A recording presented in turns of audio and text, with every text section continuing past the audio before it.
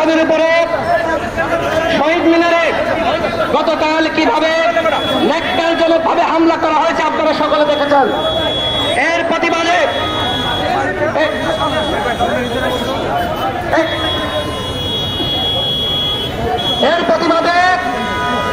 আজকে আমরা শহীদ মিনারে বিক্ষোভ সমাবেশ করে আমরা 24 ঘন্টা সময় দিয়েছি। আমরা গতকাল থেকে আন্তরিকতা এবং সৌজন্যতা দেখাচ্ছি। গতকাল আমরা শাহবাগ থানায় এসেছিলাম, আজকে আমরা শাহবাগ থানায় এসেছি। এইখানে এসে আমরা অচিকে পাইনি। অচি নাকি আসামি ধরার জন্য গিয়েছে। এরপরে আমরা এখানে অচির সাথে টেলিফোনে কথা বলেছি, রমনা ডিসির সাথে টেলিফোনে কথা বলেছি। তারা আমাদেরকে আশ্বস্ত করেছে তারা অনতিবিলম্বে আসামিদেরকে গ্রেপ্তার করবে। আমাদের পক্ষ থেকে আমরা 24 ঘন্টার আলটিমেটাম ডিসিকে দিয়েছি।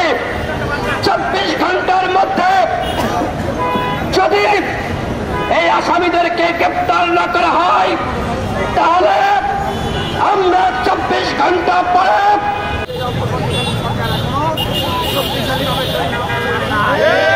তার ভিতর থেকে আমরা দেখছি যে এই বিপ্লবের যে সংগঠনকে বানিয়ে আমরা এই বিপ্লবকে ত্বরান্বিত করেছিলাম, সুসংগঠিত করেছিলাম, সেটিকে ব্যবহার করে আবার রাজনৈতিক দল করার জন্য একটি এজেন্ডা হাতে নেওয়া হয়েছে। এবং যেই সমস্ত দল, যেই সমস্ত শক্তি এই বিপ্লবে অংশগ্রহণ করেছিল তাদেরকে তুলে ঠেলে দেওয়া হচ্ছে। আমরা দেখছি যে ঠিক ছাত্রলীগ যে কায়দায় আক্রমণ করতো, হামলা করতো, ঠিক এখনও একই কায়দায় হামলা করা হচ্ছে, আক্রমণ করা হচ্ছে। আমরা যেটি জানি যে এই সমস্ত কর্মকাণ্ড করানো হচ্ছে সেই রয়ের পরিকল্পনায়, তাদের ইন্ধনে।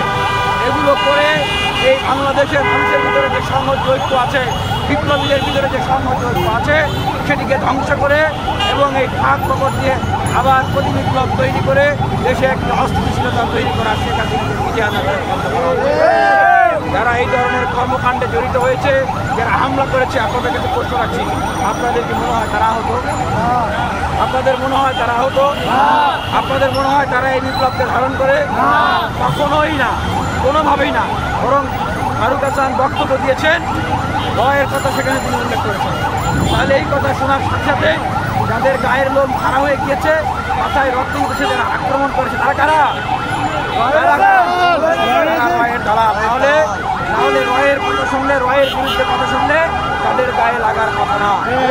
সুতরাং আমরা স্পষ্টভাবে বলতে চাই, এই আন্দোলনের বিপ্লবের মুখোশ ধরে যারা এই বিপ্লবী সেজে রয়ের এজেন্টগিরি করছে, রয়ের দালালি করছে এবং এই সরকারের মেকানিজমের ভিতর থেকে যারা 626 জন আওয়ামী লীগের সেই রয়ের দালালদেরকে, এজেন্টদেরকে, সন্ত্রাসীদেরকে আশ্রয় দিয়েছিল, নিরাপদে পালিয়ে তুলে দিয়েছে। ওবায়দুল কাদেরকে 3 মাস 5 দিন নিরাপদে রেখে নিরাপদে পার করে দিয়েছে। তারা এখনো আছে না মেকানিজমের ভিতরে? সরকারের মেকানিজমের ভিতরে যেভাবে আছে, বিপ্লবী মুখোশ ধারণ করেও তারা আছে। তাদেরকে সমূলে উৎপাদন করার যুদ্ধ ঘোষণা করছি আমরা।